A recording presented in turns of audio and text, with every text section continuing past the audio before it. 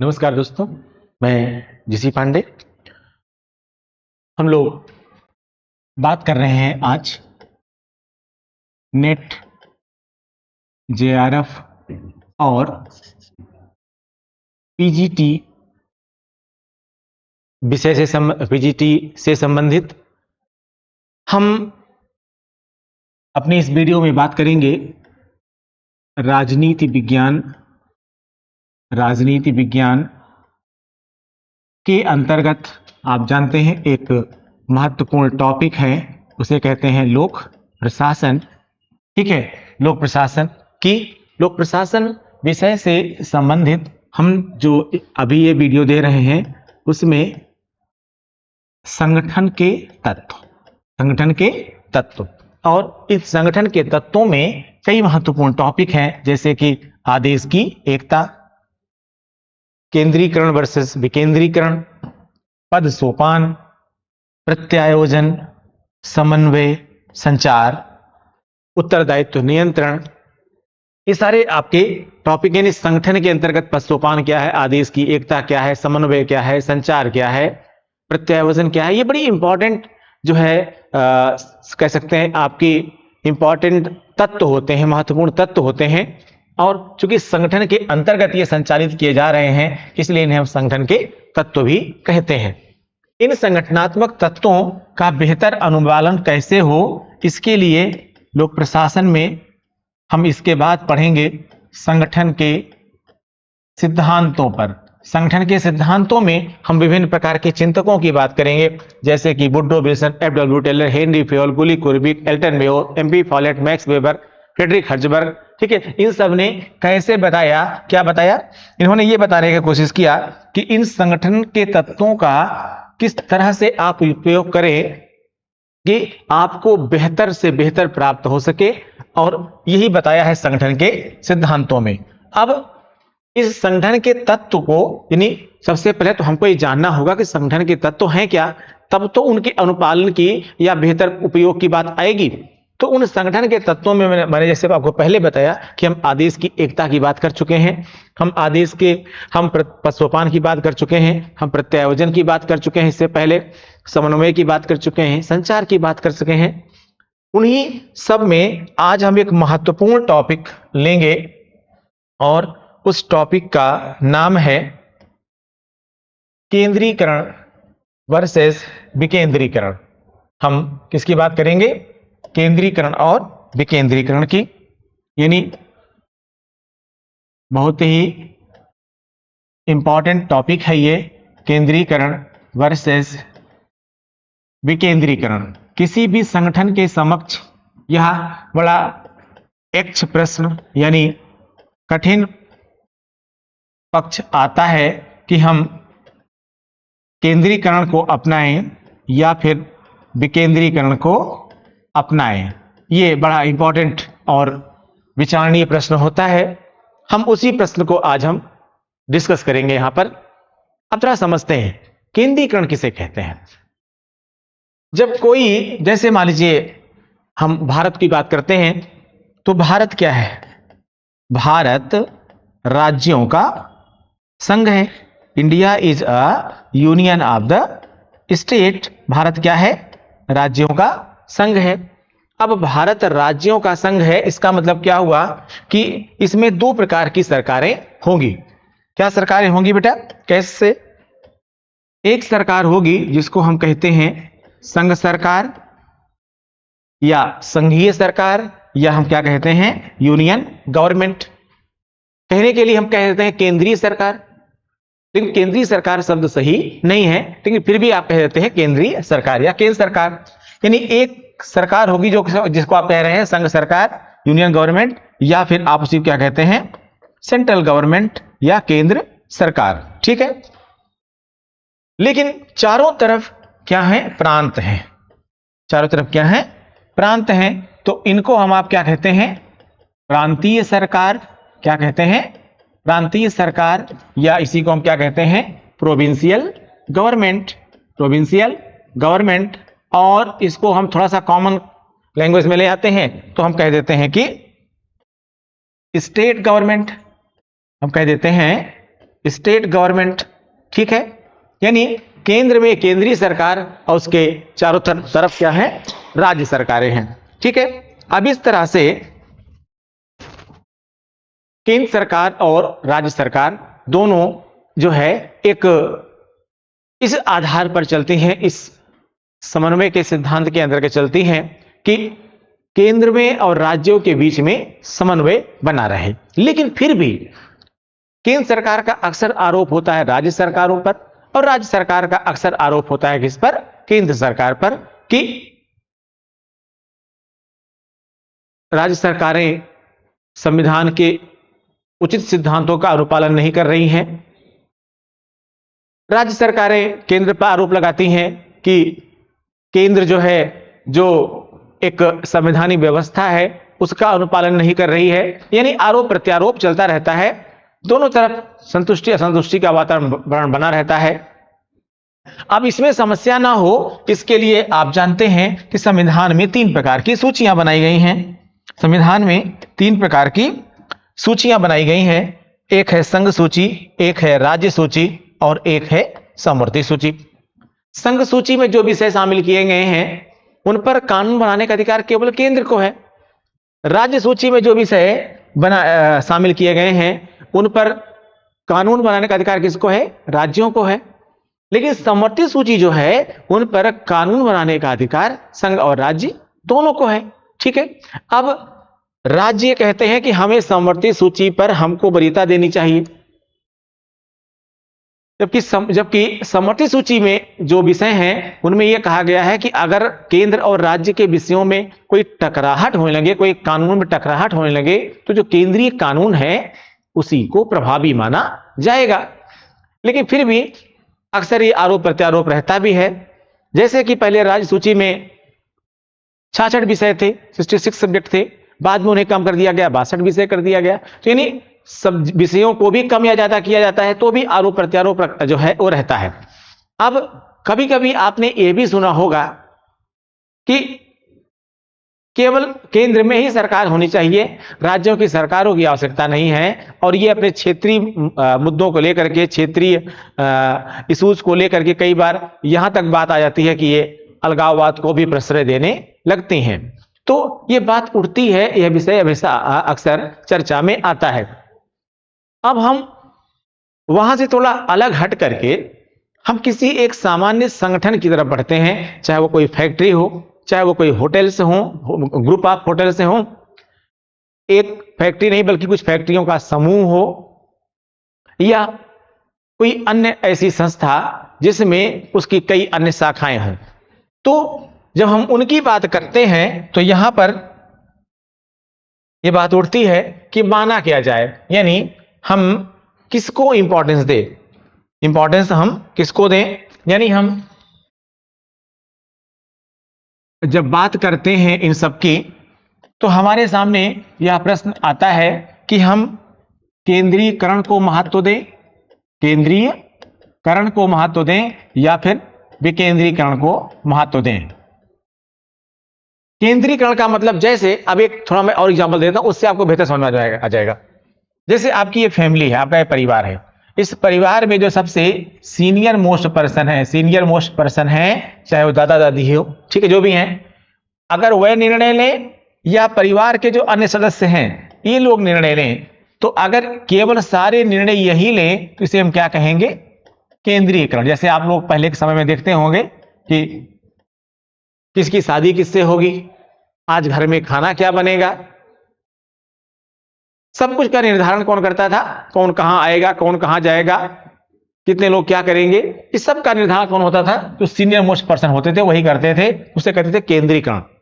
आज के आधुनिक समय में क्या है, हो गया है कि घरों में सासू माँ भी हैं तो वह भी क्या करती हैं, अपने बहुओं से पूछ लेती हैं, भाई आज क्या बनाना चाहिए, आज क्या बनना है, ठीक है, और यह उन पर अक्सर छोड़ देती हैं कि भाई जो बनाना हो बनाइए, जो निर्णय लेना हो लीजिए। इस व्यवस्था को हम क्या कहेंगे, विकेंद्रीकरण कहेंगे। क्या कहेंगे, विकेंद्रीकरण कहेंगे। ठीक, अब ये समझ गए आप कि केंद्रीकरण क्या है, यानी जैसे कि दिल्ली में बैठकर लिए जाने वाले सारे निर्णय केंद्रीकृत निर्णय कहे जाते हैं, जबकि ऐसे निर्णय जिनको हम राज्यों पर छोड़ देते हैं वे कैसे निर्णय होते हैं, विकेंद्रीकृत निर्णय होते हैं। ठीक है, अब यानी अब आप समझ गए कि सेंट्रलाइज डिसीजन क्या है और डिसेंट्रलाइज डिसीजन क्या है।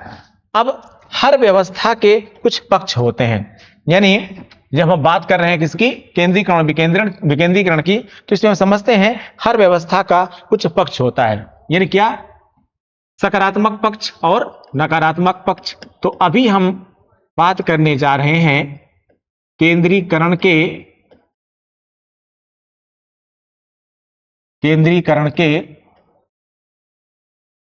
सकारात्मक पक्ष की, केंद्रीकरण के सकारात्मक पक्ष, positive sides of the centralisation.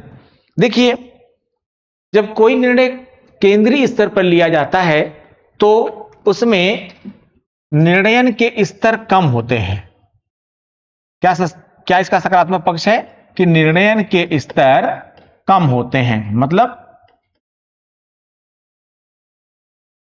भाई उन्हीं लोगों को निर्णय लेना है, वहीं पर 2 3 3 4 5 लोगों को निर्णय लेना है, वे मिलकर क्या करते हैं, निर्णय को ले लेते हैं और जो निर्णय ले लिया वो निर्णय हो गया। जैसे मैंने कहा, घर में कि सीनियर मोस्ट पर्सन है, आपके पापा मम्मी हैं या आपके दादा दादी हैं, उन्होंने निर्णय ले लिया, उस निर्णय अब वही निर्णय सबको मानना पड़ेगा, तो जाहिर सी बात है तुरंत निर्णय हो गया। लेकिन अगर परिवार के अन्य सदस्यों से पूछना हो और फिर किसी एक निष्कर्ष पर पहुंचना हो, जाहिर सी बात है निर्णय में ज्यादा समय लगेगा फिर निर्णय लेने में। तो यहां पर केंद्रीकरण में क्या होता है कि निर्णयन के स्तर कम होते हैं, और निर्णयन का स्तर जब कम होता है तो इसमें क्या होगा, निर्णयन के स्तर कम होते हैं, अल्टीमेटली विवाद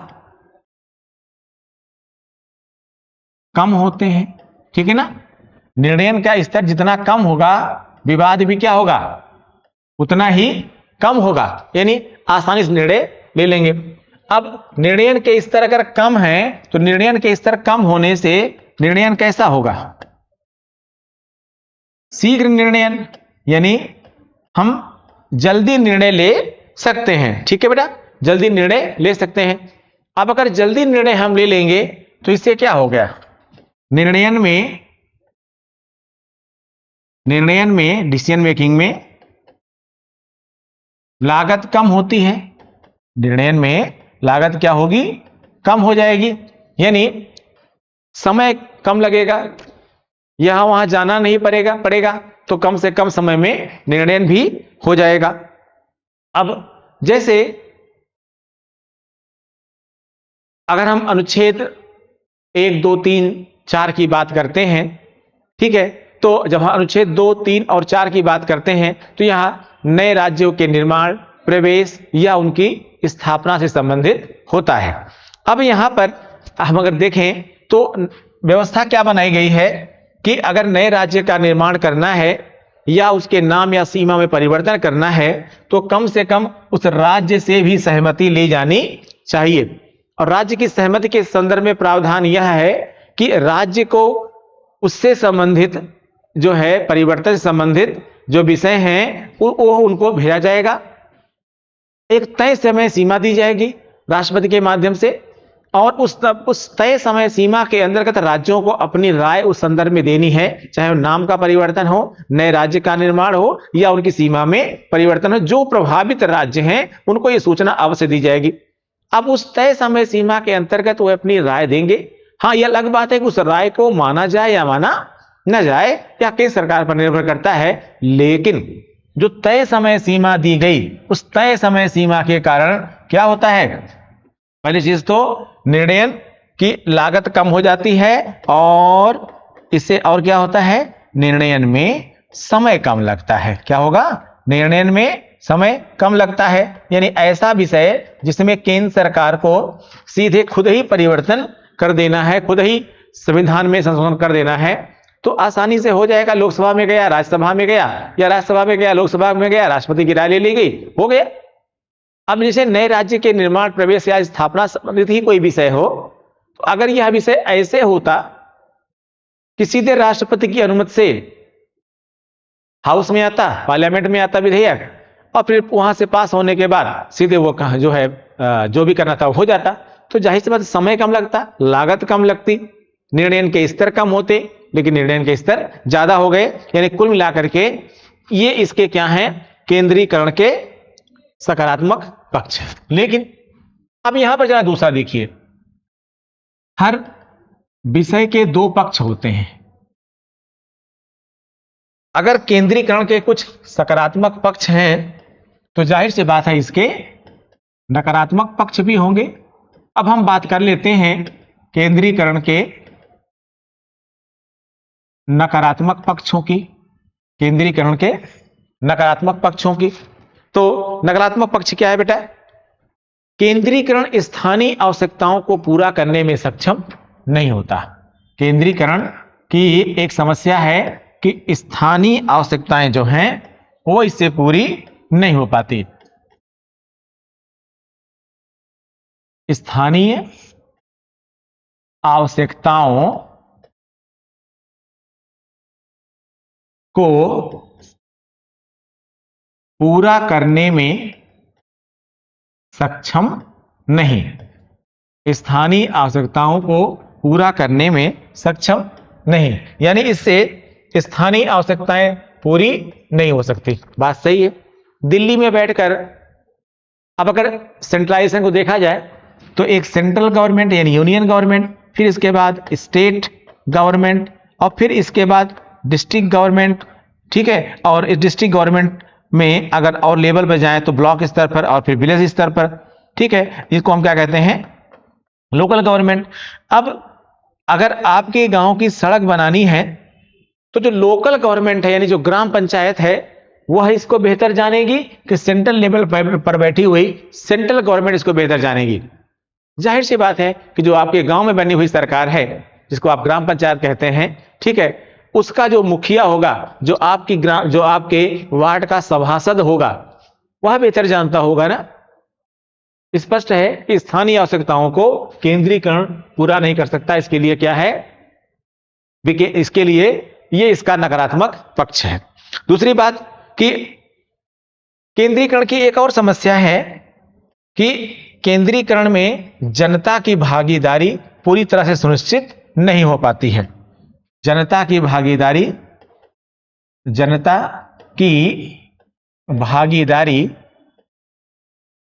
सुनिश्चित नहीं, जनता की भागीदारी सुनिश्चित नहीं। आप देखते होंगे जब ग्राम पंचायत का इलेक्शन होता है, ग्राम सभा का इलेक्शन होता है, तो सबसे ज्यादा वोटिंग परसेंट उन्हीं में होता है। लोकसभा में कम होता है, विधानसभा में भी कम होता है, लेकिन जब ग्राम पंचायत का इलेक्शन होता है तो कहीं कहीं पर तो 90% के ऊपर चला जाता है वोटिंग परसेंटेज। कारण क्या? कि स्थानीय लोग चाहते हैं कि फला आदमी प्रधान बने, फला आदमी हमारा सभासद बने। उससे क्या होता है कि उसको अपनी स्थानीय आवश्यकताओं को पूरा करने में आसानी हो जाएगी। जाहिर सी बात है कि जनता की भागीदारी केंद्रीकरण में उतनी नहीं हो पाती है जितने की विकेंद्रीकरण में हो सकती है। यहां याद रखिएगा, जितने भी केंद्रीकरण के नकारात्मक पक्ष हैं यही विकेंद्रीकरण के सकारात्मक पक्ष हैं, और जो केंद्रीकरण के सकारात्मक पक्ष हैं वास्तव में ये क्या हैं? वही विकेंद्रीकरण के नकारात्मक पक्ष हैं। दोनों बिल्कुल तो उल्टा हो जाएगा, अभी मैं आपको बताऊंगा मैं यहां पर। और क्या होता है? केंद्रीकरण विकास प्रशासन के लक्ष्यों को पूरा नहीं कर पाता।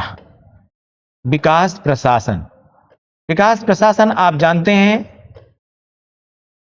लोक प्रशासन के अंतर्गत विकास प्रशासन की अवधारणा लेकर के आए थे कौन? विकास प्रशासन की अवधारणा लेके आए थे वीडनर साहब। वीडनर साहब को पूछा जाता है क्वेश्चन। भारत में इसको लेकर के आए थे यूएल गोस्वामी साहब।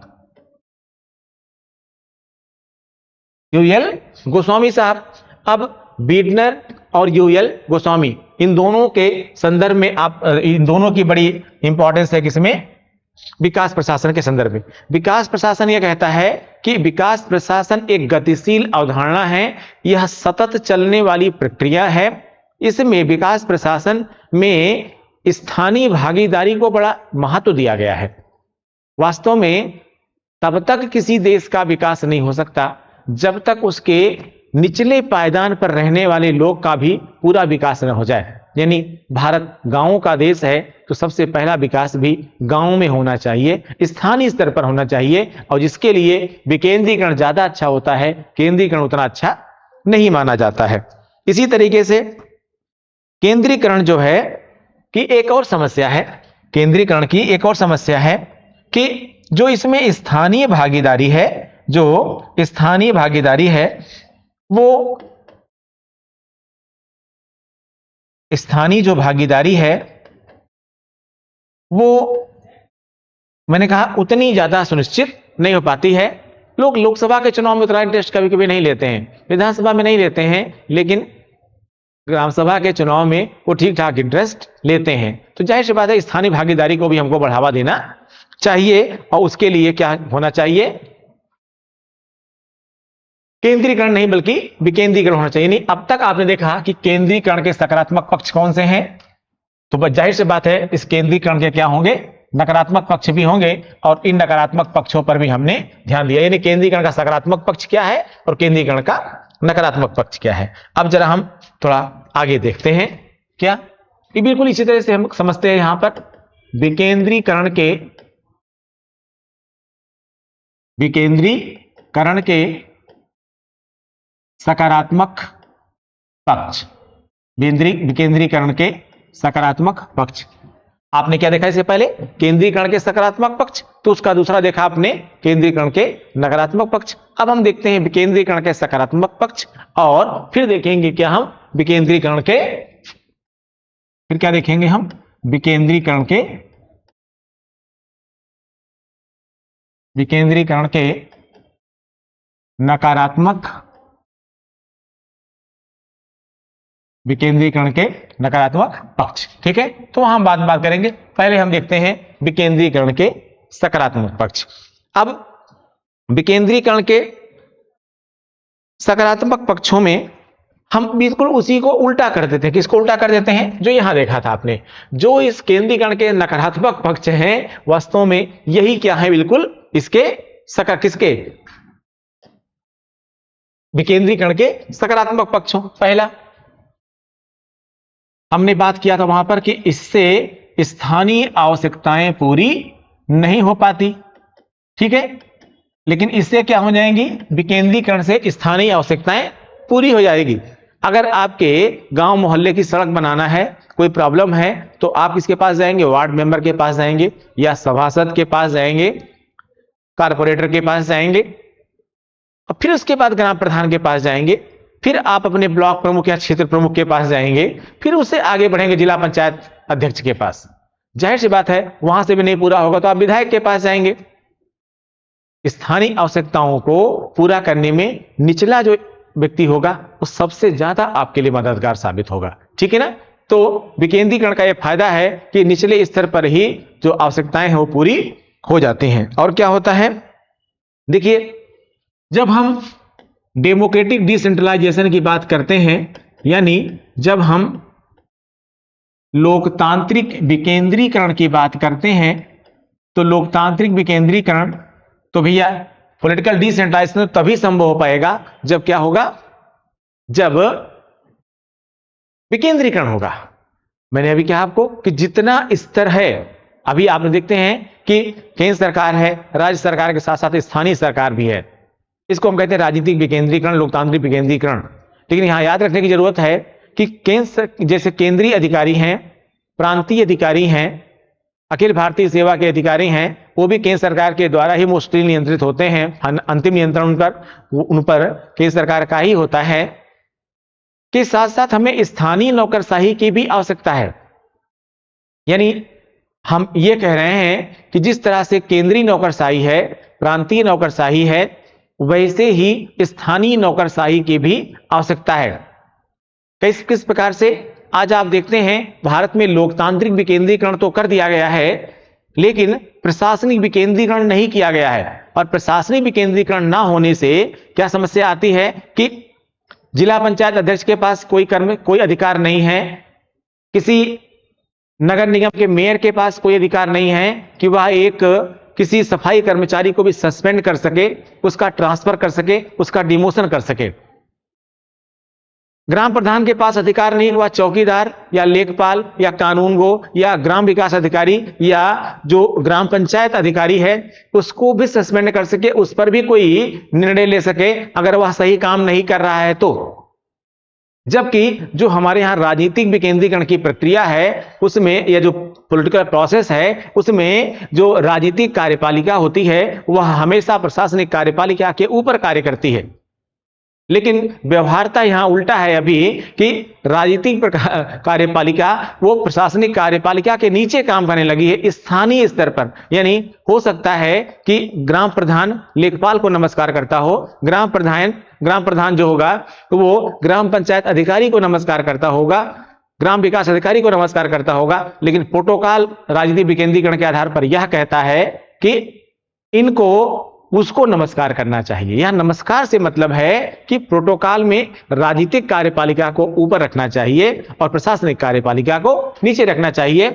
तो लोकतांत्रिक विकेंद्रीकरण की हम बात करते हैं अगर, या प्रशासनिक विकेंद्रीकरण की बात करते हैं, चाहे हम लोकतांत्रिक विकेंद्रीकरण की बात करें या फिर हम प्रशासनिक विकेंद्रीकरण की बात करें, दोनों ही मामलों में विकेंद्रीकरण ज्यादा अच्छा माना जाता है। इसी तरह से लोकतांत्रिक विकेंद्रीकरण के द्वारा ही, जैसे मैंने अभी बताया आपको कि जो विकास प्रशासन है, यहां मैंने आपको बताया था कि जो विकास प्रशासन है ये किसकी बात करता है? विकास प्रशासन जो है वो स्थानीय भागीदारी की बात करता है, स्थानीय भागीदारी की बात करता है। और तो अगर हम स्थानीय भागीदारी के माध्यम से अगर हम विकास प्रशासन के लक्ष्य को प्राप्त करना चाहते हैं तो हम प्राप्त कर सकते हैं। यानी लोकतांत्रिक विकेंद्रीकरण के द्वारा ही हम विकास प्रशासन के लक्ष्य को प्राप्त कर सकते हैं। केंद्रीकरण के माध्यम से हम इस लक्ष्य को प्राप्त नहीं कर पाएंगे। ठीक है, और क्या फायदा विकेंद्रीकरण का है यहां पर? इसमें कई बार ऐसे होता है जैसे कि जब केंद्रीय स्तर पर कोई निर्णय लिया जा रहा है तो ऐसे तो ये ठीक लगता है, हाँ भाई ये निर्णय सही है, लेकिन इसका एक दूसरा पक्ष है। वह क्या पक्ष है कि अगर इसी निर्णय को 4 लोग मिलकर के ले रहे हैं तो हो सकता है इनका जो मत है, इन सभी का जो मत है साहब, वो इनके मत से भिन्न हो। लेकिन इसका एक पक्ष यह भी है ना कि भिन्न होने के बावजूद भी हो सकता है कि जो ये इसने निर्णय लिया है इसके निर्णय से बेहतर निर्णय हो सके। जैसे मैं कोई बात को कहूं और 4 लोग उसी बात को थोड़ा अलग अलग तरीके से कहें, अगर मैं ही कहूं कि नहीं मेरा ही निर्णय सही है तब तो यह केंद्रीकरण हो गया। लेकिन अगर ऐसा हो कि हम उन चारों के निर्णयों को मिलाकर के एक समन्वित निर्णय लें तो यह भी तो अच्छा हो सकता है, यह भी अच्छा हो सकता है। यानी केवल अपनी ही बात को कहना कि हम ब्रह्मास्मि की बजाय अगर हम दूसरे के मत को भी स्वीकार करें तो हो सकता है समन्वित स्वरूप में एक बेहतर निर्णय हो जाए। और इसी को भी केंद्रीकरण कहता है कि तुम जो कह रहे हो वही नहीं ठीक, जो दूसरा कह रहा है वह भी ठीक हो सकता है। समझ रहे? तो ऐसे में इस मामले में जो विकेंद्रीकरण है वह ज्यादा अच्छा होता है। यानी आप कह सकते हैं कि निर्णयन के आधार पर, या आप ऐसे इसको ऐसे कह सकते हैं, निर्णयन के स्तर अधिक होने से, निर्णयन के स्तर अधिक होने से बेहतर निर्णय की संभावना, बेहतर निर्णय की संभावना, बेहतर निर्णय की संभावना। यानी अगर हम ऐसा कहें कि अगर हम 4 लोग मिलकर के 5 लोग मिलकर के निर्णय ले रहे हैं तो स्पष्ट तौर पर वह निर्णय ज्यादा अच्छा हो सकता है। तो ये क्या है इसका सकारात्मक पक्ष। एक और होता है अभी सहभागी प्रबंधन। किसकी बात कर रहे हैं हम? सहभागी प्रबंधन। सहभागी प्रबंधन इसका मतलब क्या हुआ? Collective management. कलेक्टिव मैनेजमेंट में क्या फायदा होता है? विकेंद्रीकरण से ही आता है। जैसे अकेले मैं ही प्रबंधन करूं या 4 लोग मिलकर उसमें प्रबंधन करें, अगर कुछ लोग और हमारे साथ हैं तो उससे क्या हो जाएगा? काम के होने की प्रासंगिकता बढ़ जाती है। जैसे मैं किसी काम को करने जा रहा हूं और अगर मैंने ही केवल उस कार्य को करने का निर्णय लिया तो जाहिर सी बात है सारा एफर्ट हमारा ही होगा। अगले उसमें समर्थन तो करेंगे पर कोई समस्या आने पर वो यही कहेंगे कि नहीं नहीं आपने निर्णय लिया था, आपको जैसा सोचना वैसा करना है। लेकिन अगर मैंने उनको भी निर्णय में शामिल कर लिया कि आप लोग बताइए, और फिर उनके आधार पर हमने एक निर्णय लिया है, और फिर जब हम बात कर लेंगे नहीं नहीं नहीं नहीं आपको भी इसमें साथ देना पड़ेगा, तो जाहिर सी बात है वो सब भी उतनी ही मेहनत करेंगे उस निर्णय को उपलब्धि तक पहुंचाने में, क्योंकि उन्होंने भी निर्णय में साथ दिया था। उनका भी यह निर्णय है, हमारा अकेले का निर्णय नहीं है। ठीक है, तो ये किसके हैं? विकेंद्रीकरण के सकारात्मक पक्ष। अब हम बात करते हैं विकेंद्रीकरण के नकारात्मक पक्ष की, विकेंद्रीकरण के नकारात्मक पक्ष की। ठीक है, मैंने अभी आपको बताया कि हर व्यवस्था का सकारात्मक पक्ष अगर होता है तो हर व्यवस्था का नकारात्मक पक्ष भी होता है। जिस प्रकार से केंद्रीकरण के सकारात्मक पक्ष के साथ साथ केंद्रीकरण के नकारात्मक पक्ष थे, ऐसे ही विकेंद्रीकरण के सकारात्मक पक्षों के साथ साथ विकेंद्रीकरण के नकारात्मक पक्ष भी होते हैं। ठीक है,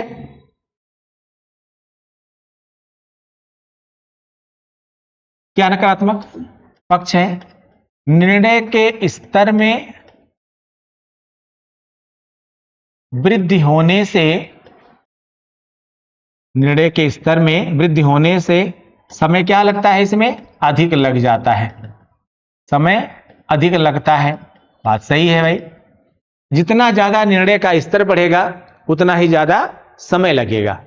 अगर हम अकेले निर्णय लें तो तुरंत हो जाएगा, पूछ पूछ के निर्णय लें तो टाइम तो लगेगा ही, और कई बार तो अंतिम निष्कर्ष तक पहुंचने में और भी समय लग जाता है। इसी तरह से लागत में वृद्धि, लागत में वृद्धि, भाई जाहिर सी बात है निर्णय का जितना स्तर बढ़ेगा लागत में भी उतनी ही वृद्धि होगी। ठीक है, मान लीजिए राज्यों की राय लेना है, कहीं और किसी से राय लेना है, तो पत्र व्यवहार करने में, अन्य क्रियाकलापों को करने में, इन सब में लागत तो ज्यादा लगेगी है, यानी लागत में वृद्धि आएगी, खर्च जो है वो आपका बढ़ जाएगा। इसी तरह से कई बार क्या होता है कि जैसे हम स्टेट्स की पार्टिसिपेशन की बात करते हैं, जैसे आपने देखा अभी आर्टिकल 370 में जम्मू कश्मीर के लिए जो स्पेशल प्रोविजन था, उससे कितनी समस्याएं आ रही थी कि जब तक जम्मू कश्मीर की विधानसभा नहीं कहेगी तब तक आप अनुच्छेद 370 में कोई संशोधन नहीं कर सकते हैं। अब इससे अगर केंद्र सरकार इतनी मजबूर थी कि अगर वह कोई परिवर्तन करना भी चाहे, केंद्र सरकार अगर कोई परिवर्तन करना भी चाहती तो वो परिवर्तन नहीं कर सकती थी। क्यों नहीं कर सकती थी? क्योंकि जब तक विधानसभा नहीं कहेगी तब तक परिवर्तन नहीं कर सकती थी। तो जाहिर सी बात है कि अगर विधानसभा वहां की, अच्छा वहां की विधानसभा कब कहेगी, वहां की विधानसभा क्यों कहेगी कि हां ऐसा करना है? अगर उसमें उसको फायदा है तो वो क्यों कहेगी? इससे जो है क्या होता है, एकता और अखंडता को खतरा होता है। विकेंद्रीकरण से एकता एवं अखंडता को, एकता एवं अखंडता को क्या होता है? खतरा होता है। ठीक है, यानी इससे हमारी जो इंटीग्रिटी है कहीं ना कहीं वो यूनिटी और इंटीग्रिटी जो है वो हमारी प्रभावित होती है। ठीक है, और कुछ मामलों में आप कह सकते हैं जैसे वास्तव में नियोजन है, बजट है, इन सब मामलों में विकेंद्रीकरण थोड़ा समस्या तो पैदा करता ही है, यानी यहां पर भी समय अधिक लगेगा, लागत अधिक लगेगी, निर्णय लेने में थोड़ी सी समस्या आएगी। अब हम बात करते हैं परिस्थितियों की। किन की बात करते हैं? थोड़ा सा परिस्थितियों की। हम उन परिस्थितियों की बात करते हैं,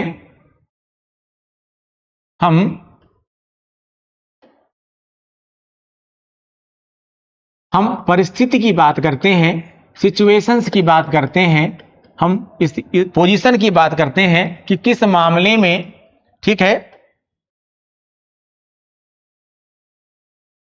किस मामले में या किस स्तर पर या किस कंडीशन पर केंद्रीकरण उपयुक्त है, तो किस कंडीशन पर विकेंद्रीकरण उपयुक्त है।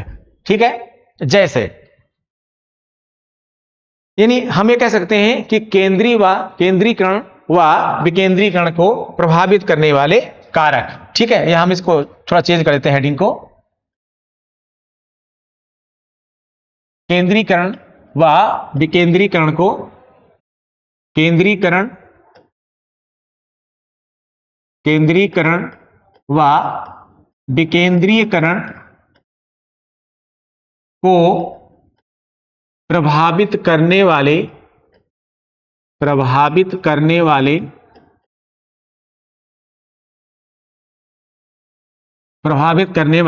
कारक, केंद्रीकरण व विकेंद्रीकरण को प्रभावित करने वाले कारक। ठीक है, अब इसमें कुछ प्रमुख कारकों की बात करते हैं। तो इन प्रमुख कारकों में एक प्रमुख कारण आएगा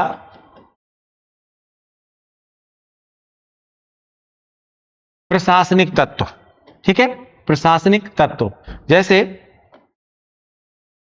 हम बात करेंगे प्रशासनिक तत्वों की। देखिए, प्रशासनिक कारक बड़े इंपॉर्टेंट होते हैं, स्पेशली उन संदर्भों के लिए जिसमें हमें यह निर्णय लेना पड़े कि यहां पर केंद्रीकरण उपयुक्त है या फिर यहां पर विकेंद्रीकरण। जैसे कुछ विषय ऐसे होते हैं जो संघ सूची में शामिल किए गए हैं और कुछ विषय ऐसे हैं जो राज्य सूची में शामिल किए गए हैं। संघ सूची में जितने भी विषय शामिल किए गए हैं उनको यह देखा गया है कि संघीय स्तर पर इनकी इंपॉर्टेंस ज्यादा है या कम। वहीं पर राज्य सूची में उन विषयों को शामिल किया गया है जिनकी इंपॉर्टेंस राज्य स्तर पर है। तो जाहिर सी बात है कि प्रशासन, जैसे विदेश नीति है, अब विदेश नीति पे अगर राज्यों की राय ली जाएगी तो नो डाउट अलग अलग राज्यों की जो राय होगी वो निश्चित रूप से क्या होगी, अलग अलग होगी। और अगर अलग अलग राज्यों की राय ली जाएगी तो आप एक विदेश नीति निर्धारित, अभी कोई मान लीजिए पाकिस्तान संबंध है, एक देश कहेगा कि पाकिस्तान संबंध बहुत अच्छे होने चाहिए, इसके लिए केंद्र सरकार को प्रयास खूब करना चाहिए। एक राज्य कहेगा नहीं नहीं नहीं नहीं, पाकिस्तान से तो बातचीत ही नहीं करनी चाहिए। तो केंद्र सरकार कैसे अपनी नीति बनाएगा? जाहिर सी बात है कि इसमें केंद्र सरकार जिस भी आधार पर अपनी नीति बनाए वह बेहतर काम कर सकता है इस मामले में, इसलिए इसको क्या रखा गया, केंद्रीय विषय रखा गया।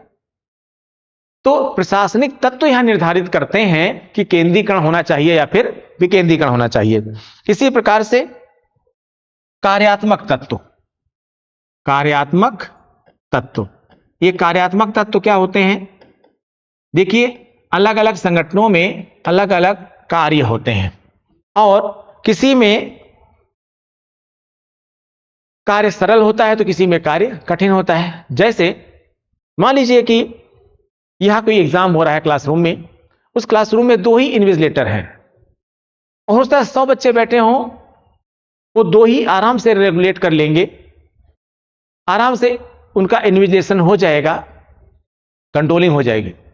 आप 50 बढ़ा दीजिए, 100 की बजाय 150 कर दीजिए, हो सकता है वो उनको भी नियंत्रित कर लें और कर ही लेंगे नियंत्रित, अगर कार्य की प्रकृति सरल है तो, क्योंकि कार्य की प्रकृति एक जैसी है, तो जाहिर सी बात है नियंत्रण कर लेंगे। इसी प्रकार से जैसे जो कार्य कर रहे हैं, मान लीजिए कि सभी व्यक्ति कार्य कर रहे हैं, 10 लोग, 20 लोग, 50 लोग काम कर रहे हैं, उन 50 लोगों में सभी सीनियर लोग हैं, एक्सपीरियंस्ड लोग हैं, बहुत आराम से उनको आप नियंत्रित कर लेंगे। लेकिन उसी में कोई एकदम नया सीखने वाला है, एकदम नौसिखिया है, कुछ दिन काम कर चुका है, कुछ सीनियर है, कुछ बहुत सीनियर है, तो जाहिर सी बात है नियंत्रण में समस्या होगी। नौसिखिया बहुत सारी गलती करेगा, सीनियर मोस्ट भी काम धीमे से करेगा। तो वहां पर जब अलग अलग, मान लीजिए इसी में 3 विषय के एग्जाम हो रहे हों या 3 प्रकार के 3 अलग अलग क्लास के लोग बैठे हुए हों, तो उनको नियंत्रित करना थोड़ा सा मुश्किल हो जाएगा। तो वहां पर क्या होगा, वहां केंद्रीकरण नहीं बल्कि वहां पर विकेंद्रीकरण। अगर एक जैसे काम को नियंत्रित करना है तो वहां केंद्रीकरण ठीक है, अगर विभिन्न प्रकार के काम हैं तो वहां पर विकेंद्रीकरण ठीक है, वहां पर ठीक होगा। इसी प्रकार से उत्तरदायित्व का स्तर, यहां ये ध्यान देने की जरूरत है कि कई बार क्या होता है कि हमें ये देखना, जैसे आप देखते हैं सेना, यानी रक्षा, विदेश और संचार मामले, तीनों मामले केंद्र सरकार के यानी केंद्र सूची के विषय हैं। एक्चुअली इनकी राष्ट्रीय महत्ता है, यानी इनकी नेशनल इंपॉर्टेंस है। इनमें थोड़ी सी भी चूक, थोड़ी सी भी गलती आपके राष्ट्रीय सुरक्षा के लिहाज से गड़बड़ हो सकता है। थोड़ी सी गलती भी राष्ट्रीय सुरक्षा के लिए बड़ा खतरा साबित हो सकता है। इसलिए इन विषयों पर राज्यों को कहीं पर भी शामिल, इन विषयों में राज्यों को कहीं भी शामिल नहीं किया गया है। जाहिर सी बात है कि यह एक उत्तरदायित्व का स्तर की बात है। राज्यों में अगर कोई राज्य थोड़ी बहुत गलती भी कर दे तो उसका भी कितना बड़ा खामियाजा भुगतना पड़ सकता है। जाहिर सी बात है, अगर उत्तरदायित्व का स्तर बड़ा है तो केंद्रीकरण ठीक है, उत्तरदायित्व का स्तर कम है तो वहां पर विकेंद्रीकरण ठीक होता है। ठीक है, और भी कई अन्य कारक होते हैं जिनको हम बाह्य तत्वों में ले सकते हैं। ठीक है, कुछ बाह्य तत्वों में ले सकते हैं। बाह्य तत्वों में जैसे हम जन सहभागिता की बात करें तो भाई जाहिर सी बात है, जन सहभागिता के मामले में तो विकेंद्रीकरण ही ज्यादा अच्छा होता है। इसी प्रकार से अगर हम ऑटोनॉमिटी की बात करें, स्वायत्तता की बात कर रहे हैं, तो यहां पर भी क्या है, लोगों को भाई विकेंद्रीकरण का मतलब ही होता है स्थानीय स्तर पर जितना लोगों को आप फ्री करेंगे, इसका मतलब है स्थानीय स्तर पर उतनी ही ज्यादा ऑटोनॉमिटी स्वायत्तता मिल रही है।